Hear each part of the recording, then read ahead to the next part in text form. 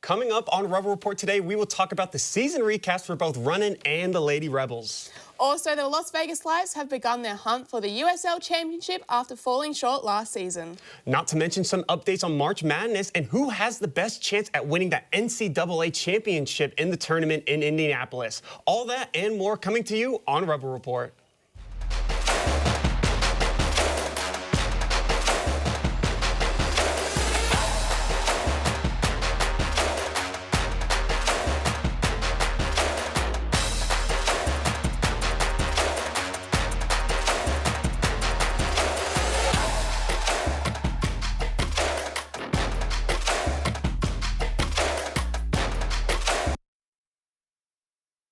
Sports fans, here into Rebel Report, I am Will Lewin. And I'm Taylor Robinson. We've got some great stories for you today, so why don't we get us started? Whitaker Lummis is outside under the Vegas sun to tell us how the season for the Runnin' Rebels went. Yeah, thanks, guys. Before we get to the Runnin' Rebs, I would just like to mention that it is already 90 degrees here in Vegas, and it's only March. Now, speaking of March heat, UNLV just wrapped up their second round NIT, and although it was a loss for the Rebels, Josh Pastner and UNLV had a great first season, sweeping Utah State, sweeping Boise State, and getting a win against a non-Air Force opponent in the Mountain West. Let's go over how it unfolded. Now, the start was a little rocky. They lost at home against the UT Martin, who almost made the tournament. Josh Pastner's return to Memphis, where UNLV had to play shorthanded without starting center Laji Dembele or without starting point guard Miles Shea. They get the job done. The Players Era Tournament. UNLV did lose to Alabama, Maryland, and Rutgers, but put up a fight. With the Rebels still dealing with lots of injuries, Dre Gibbs-Longhorn took a step up and scored 28 against Fresno State. Rebels win over the Aggies by 10 at Utah State. After losing the first with in-state rival UNR, the fans from Las Vegas packed the MAC to see the Rebels win in a thriller in overtime. The Rebels came into the conference tournament at 18-17 and got the 8th seed. They won against Wyoming and broke the streak of losing to a non-Air Force opponent.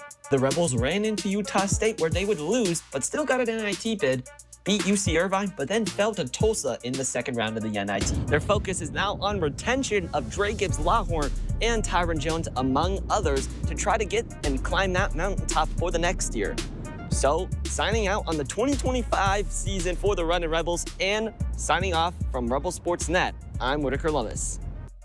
Thanks, Whit. It sounds like the Runnin' Rebels are on the rise, and me personally, I can't wait until next year. Transitioning from the Running Rebs, Jeremiah Skillman is here in the studio and has a recap of how our Lady Rebels did this season. The UNLV Lady Rebels saw their season come to a close after a hard-fought loss to the Colorado State Rams in the Mountain West Tournament. Not the exact ending they were aiming for, but still a season that showed just how competitive this team really is and why they deserve recognition. UNLV finished second in the Mountain West, right behind San Diego State, posting a strong 15-5 conference record and going 21-11 overall. From start to finish, this group consistently proved they belong among the top teams in the conference. Major parts of that success came from standout seasons by Meadow Rowland and Shelby Brown, who each earned 4 Mountain West Player of the Week honors throughout the season.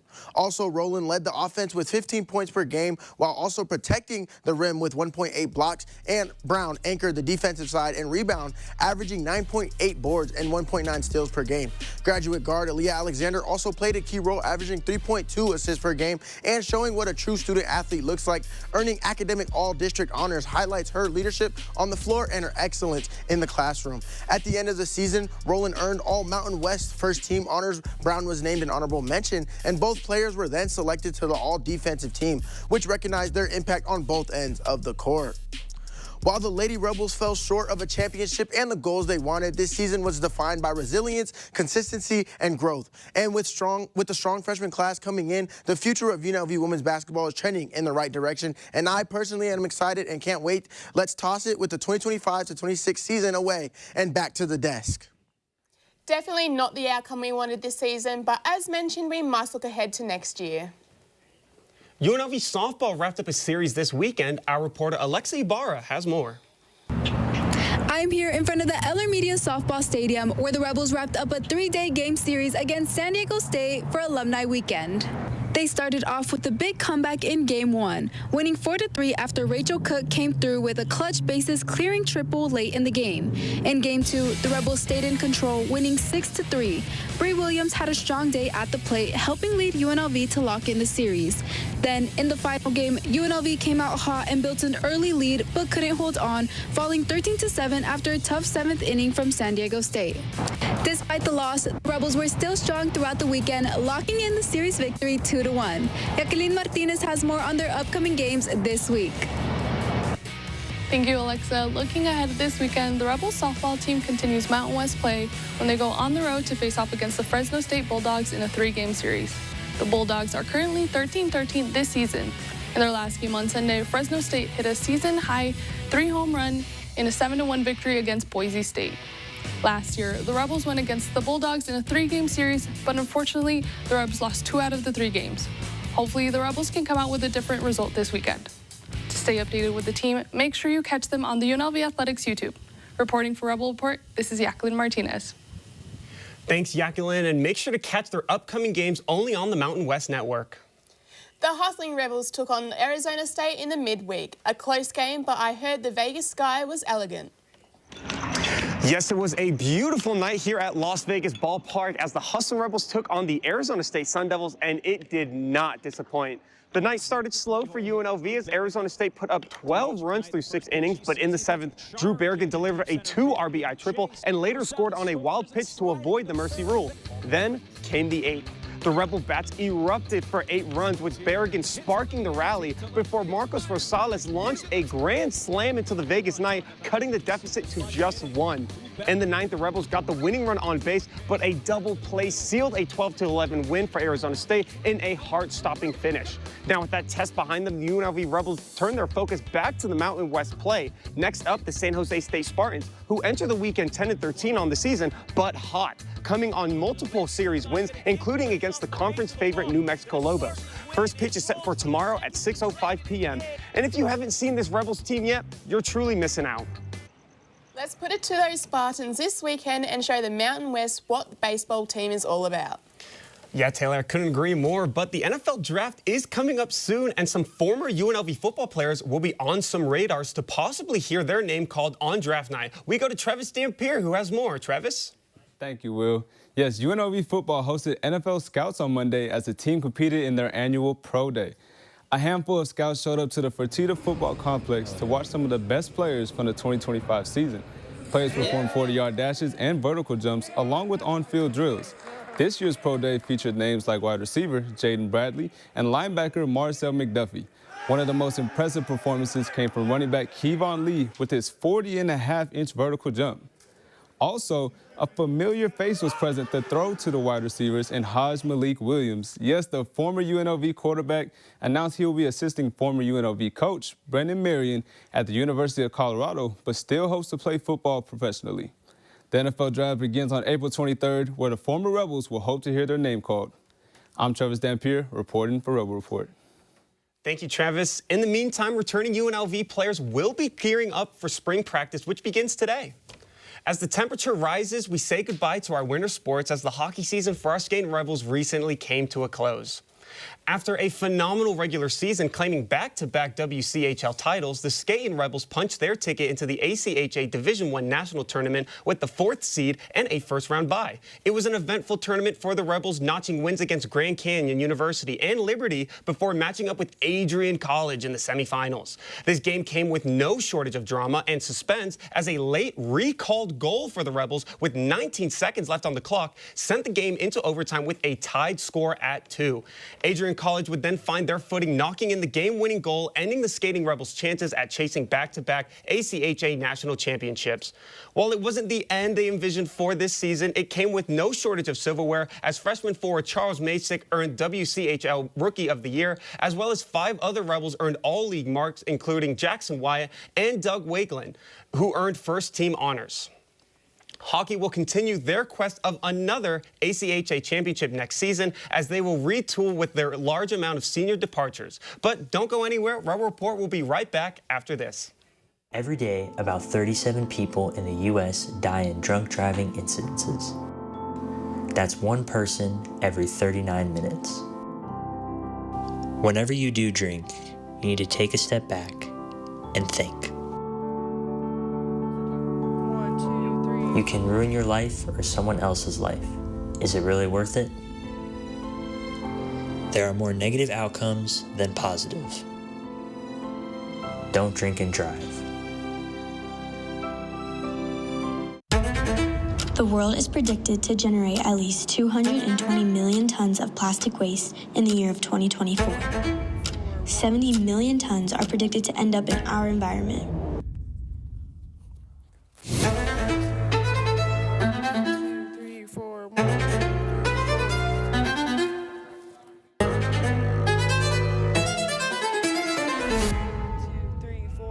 It's not hard to do.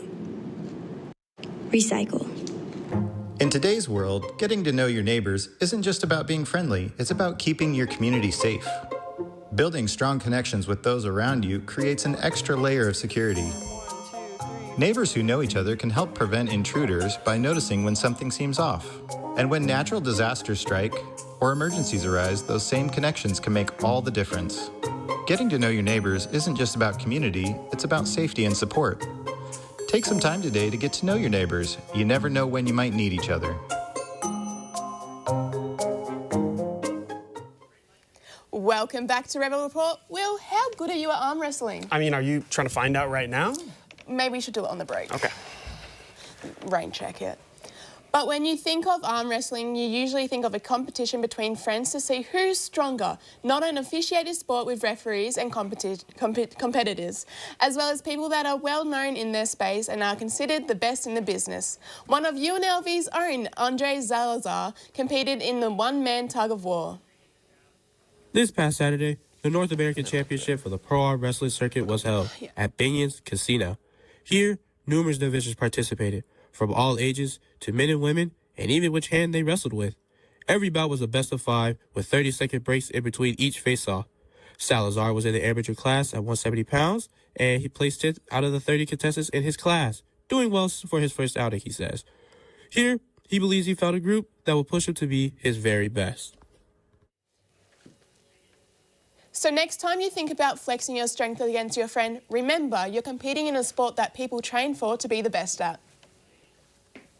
After a 3-win season, the Las Vegas Raiders secured the first overall pick in this year's NFL Draft. And with it starting exactly a month from today, reporter Marcus Bray has a couple of names that he thinks the hometown team has their eyes on this draft cycle. The Raiders currently sit with the first overall pick as well as the 36th and 67th overall pick. As the NFL draft approaches, all eyes are set on projected first overall pick Fernando Mendoza. His quick processing skills and disciplined play style, paired with new head coach Clint Kubiak, could be exactly what the Raiders need from a future QB. However, Raiders are still missing a standout star in their wide receiver room. And with the 36th overall pick, they could make a splash in the second round and take someone like Jacoby Lane, who ran a blazing 4.47 40-yard dash at 6'4". We could also see them pair Mendoza with former teammate Elijah Surratt from Indiana with the 67th overall pick. As far as protection goes, Arizona State's tackle Maxi Hanochor showcases elite intangibles with high upside, and we could see the Raiders roll the dice on a future elite protector. For more in-depth breakdowns on college prospects, check out Tail of Tape every Wednesday here on Rebel Sportsnet YouTube. So you guys tell me, out of all these prospects, who are some players you're excited to see make the jump to the NFL? Honestly, Marcus, I've always got my eye on a guy like Diego Pavia. Very gritty, always in a lot of trouble, so I'd like to see where he ends up this NFL draft. The Aviators are back in action, and now let's take it to Sienna on what to expect. The Las Vegas Aviators are getting ready to bring back baseball to Southern Nevada as they kick off their 2026 season. Tomorrow is the first game of the team's 9-game homestand at Las Vegas Ballpark, which will give fans a first look at the team home. This season is already filled with a great deal of excitement. Expectations are high as the Aviators attempt to carry over their recent Pacific Coast League title into the season. The team, which is the Oakland Athletics AAA affiliate, is both made of younger prospects and experienced players who are attempting to win now while also making transition into Major League. Beyond the game itself, the organization continues to focus on the overall fan experience, with regular promotions and post-game events that will draw stronger crowds to the ballpark. Plus, the team and the city are currently receiving even more attention because Las Vegas will host the AAA National Championship later this season. Heading back to home plate in the studio. The Aviators officially start their season against the Salt Lake Bees. The Las Vegas Lights have kicked off their season and are returning to Cashman Field. This Saturday, reporter Ariel Meza is in the studio to catch us up on the Lights' 2026 season and what to expect on Saturday. Thanks, guys. Last season, the Las Vegas Lights showed flashes of progress as the club continued building toward a consistency in the USL Championship. While the team battled through an up-and-down campaign and ultimately fell short of a deep playoff run, the Lights showed improvement offensively and began establishing a stronger identity heading into the 2026 season. The Las Vegas Lights are now 2 games into the 2026 USL Championship season, and it's been a challenging start as the club looks for its first win of the year. The Lights opened the season on March 7th on the road against Orange County SC. Las Vegas managed to earn a point in that one, battling to a 1-1 draw to kick off the campaign. It was a solid defensive effort and a positive start as the team avoided a road loss in their opener. In their second match, the Lights again hit the road, this time facing Colorado Springs Switchbacks FC on March 14th. That game turned into a high-scoring contest, but Las Vegas came up just short, falling 3-2. Despite the loss, the Lights showed attacking promise with 2 goals, though defensive lapses proved costly late in the match. After 2 games, Las Vegas sits at 0 wins, 1 loss, and 1 draw on the season, earning 1 point as they continue searching for their first victory. Looking ahead, the Lights return home this Saturday for their home opener at Cashman Field, where they'll take on Monterey Bay FC. Last season, Las Vegas went 1-0-1 against Monterey Bay, including a 2-0 win at Cashman Field and a 1-1 draw in their second meeting. The matchup marks the first chance for Las Vegas fans to see the team in person this season, and the Lights will be hoping the home crowd can help spark their first win of the 2026 campaign. Kickoff is scheduled for Saturday night in downtown Las Vegas. For Rebel Report, I am Mario Meza. Will Taylor, what are you guys excited for this Las Vegas Lights FC season? Yeah, thanks for that, Ariel. And honestly, I just can't wait for them to get a win. But also the guy that I'm looking out for is Johnny Rodriguez. Similar to the Rodriguez on the baseball team, I'm going to look forward to see him on the soccer field this weekend. Regardless of what happens, make sure to keep up with the Lights all season long by following the Rebel Sports on Instagram page and watching all our coverage on game days. NASCAR's annual Pitzol 400 was hosted at the beginning of spring break, giving the Valley a dose of adrenaline. Callie Johnson is in the studio with more. That's right, the Pennzoil 400 kicked off spring break with fast cars and loud engines.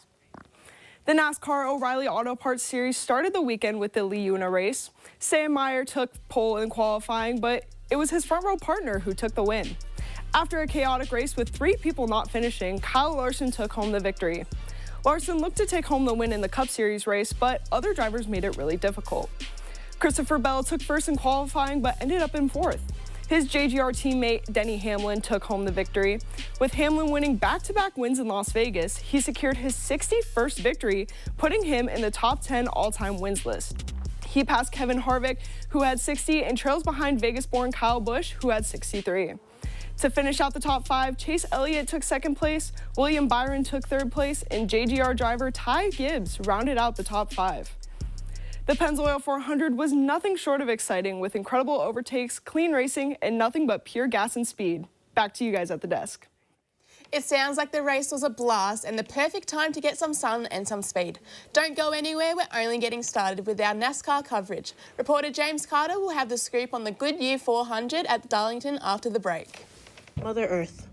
She cares and nurtures us with food, water, nature, and the sun. But recently, she's been under attack. Global warming is no longer a distant threat. It's here. Rising temperatures, extreme weather, melting ice caps. These are all signs of a planet in distress. But it's not too late. Every small change can help. Reduce, reuse, and recycle. Choose clean energy. Plant trees. Together, we can protect our Earth. Act now before it's too late. Our planet, our responsibility.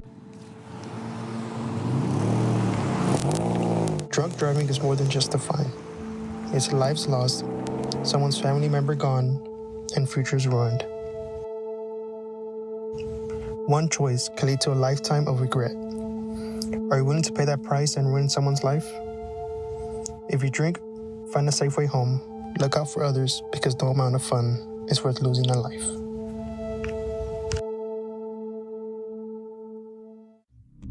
Endless scrolling, restless nights, exhausted days. Your body needs rest. Your mind needs sleep. Disconnect. Recharge. Wake up refreshed. God. Oh my God. Taylor, I didn't realize just how good you were at arm wrestling. Don't you know to never sleep on the Aussies? My egotistical British ways clearly got the best of me there, unfortunately. But moving back to NASCAR, the Cup Series continues in South Carolina. James Carter has more. When dancing with the lady in black in the NASCAR Cup Series, drivers are bound to get that famous Darlington stripe in order to find speed. Pole sitter Tyler Reddick was able to win his 4th race of the season and become just the 3rd driver in Cup Series history to do so within the first 6 races of the season. But it didn't come easy. Here's what Reddick had to say about his big win.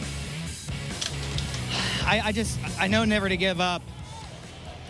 And I think it's very fitting that when we finally get our first win here at Darlington, that the lady in black would test us like that. The NASCAR Cup Series will now travel to Ridgeway, Virginia to take on the demanding half-mile oval of Martinsville Speedway on Sunday, March 29th at 12:30 p.m.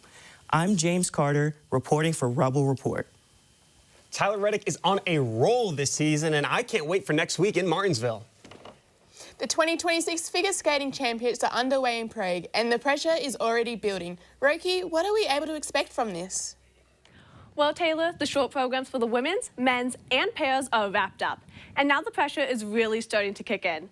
This is the final competition of the season, and for some skaters, it's the last time they'll ever step on competitive ice. So every single moment matters. The standings are tight and there's no room for error. One small mistake can send you sliding down the leaderboard, but one big performance can change everything in an instant. With world titles on the lines and careers hanging in the balance, this is where skaters either rise to the moment or feel the weight of it. Now, before I start judging program components from the sidelines, I'm gonna glide this one back onto the desk. Thanks, Roki. The free skates are still to come in Prague, where world titles will be decided. The season will officially come to a close. Stay with us as we continue to follow all our action on our Instagram. From the ice to the hardwood, the NBA has been action-packed with all sorts of high skates, games with big seeding implications being played every night. Gabe is here in studio to tell us more about how that's been looking lately. That's right, thanks Taylor. And with the month of March winding to a close, that means the NBA's regular season is doing the same. Playoff basketball is soon to be upon us, and here's how it's shaping up for both sides in the league. In the East, the Detroit Pistons sits with a semi-comfortable 4-game lead in the #1 spot. But the big surprise stories for me this year are in the middle of the pack area, where we see the Hawks and the Raptors sitting 5th and 6th after not posting playoff appearances last season. And just like every year, the Wild West is staying true to its name. The battle for the top seed is much closer than anyone could have anticipated this year, with the San Antonio Spurs making the biggest jump from year to year, sitting in a close second, only 2 games back behind the reigning champion OKC Thunder after finishing 13th in the West last year. And in other major league news, the NBA has just announced that it has approved expansion plans to put new teams in both Seattle and right here at home in Las Vegas. The league has its footprint all over the Vegas desert already, from NBA Cup tournament games at T-Mobile Arena to Summer League right here in our backyard. It's only fitting that the NBA now has an official namesake in the 702. And with that being said, Taylor, what do you think the new team should be named? Thanks, Gabe. I feel like with our professional women's team being named the Aces, it only feels right to name our guys the Spades. I can't wait to see what the new hometown team has us for in store in the US. Spades is a great mascot name, but with the NCAA men's basketball tournament in full swing, this year's March Madness tournament has been nothing short of exciting. Haley Carabeo has a recap on everything that's happened in the men's tournament, as well as what's yet to come. Thanks, guys. While I'm no professional bracketologist, I've been following this year's tournament pretty closely. And with the Sweet 16 tipping off today, surely a lot has happened during the first 2 rounds. In the round of 64, all 1 through 4 seeds advanced despite some close calls and nail-biters. Now, here's what March is all about, the upsets. Double-digit seeds VCU, Texas A&M, Texas, and High Point University all took down the favorites to advance to the round of 32, with High Point upsetting the 5-seeded Wisconsin for the school's first ever March Madness win. Speaking of first wins, 4-seeded Nebraska has raked in not only their first NCAA win, but their second as well, beating out Vanderbilt and making their first trip to the Sweet 16 in school history. Now, Texas, the only double-digit seed to keep on dancing, as well as the only play-in team to still remain in the tournament, punched their ticket to the Sweet 16 against number 3-seeded Gonzaga, making it the 6th time that a first 4 team has ever made it to the Sweet 16. Along with the Longhorns, Duke, St. John's, Michigan State, UConn, Iowa, Nebraska, Illinois, Houston, Tennessee, Iowa State, Michigan, Alabama, Purdue, Arkansas, and Arizona all leave to play another day. Now, there's countless shining moments from this year's tournament, but the shot clock's about to hit 0, so that's all I have for you guys. But Will, Taylor, how are your guys' brackets doing? Thanks, Haley. And as for my bracket, it's safe to say that it's pretty busted, but I've still got Duke winning the national championship, and there's always next year, right? It's almost the end of the show, and you know what that means. It's Maya's Minute. Maya, what do you got for us? Welcome back to Maya's Minute. Let's jump right in and start the clock right now. Today, men's tennis is against Air Force at 12 p.m., but tomorrow they are hosting San Diego State at 1 p.m., while women's tennis is at Utah State at 10 a.m. Moving to softball itself, they are at Fresno State taking on the Bulldogs 3 days in a row. First at 6 p.m., then at 2 p.m., and finally at 12 p.m. And guess what? Our Hustlin' Rebels also have a series for 3 days, but instead of being away, they're here home against San Jose State. First at 6:05 p.m. for the first 2 days, and then at 12:05 on their final day. Let's get back on track with March 29th. Men's tennis is now at New Mexico University, while women's tennis is at Boise State, taking on the Broncos at 10 a.m. On the 30th, the Hustlin' Rebs are back in action against CSU Bakersfield at 2:05 p.m. Make sure to tune in at 91.5 HD2, where the game will actually be broadcasted live. Moving to the 31st and April 1st, men's golf is at the Wyoming Cowboy Classic all day. Let's check the clock. 49 seconds. I got it this week, guys. But that's it for this week's Maya's Minute. Shooting it over to Will and Taylor. What are you guys most excited for? Thank you for that, Maya. And honestly, I'm going to be a little bit biased. My Hustlin' Rebels are near and dear to my heart. I'm looking forward to the series next weekend. Taylor, you get your way around campus, and you find yourselves at a lot of games as well. What's the one you're looking out for the most? The tennis. I really like the tennis. I'm going to enjoy that, so why not? Yeah, tennis is a great sport. Love the tennis team. A lot of great guys and girls over there at the courts. But thank you for joining in with us today on Rebel Report. I've been Will Lewin. And I've been Taylor Robinson. We'll see you guys this time next week.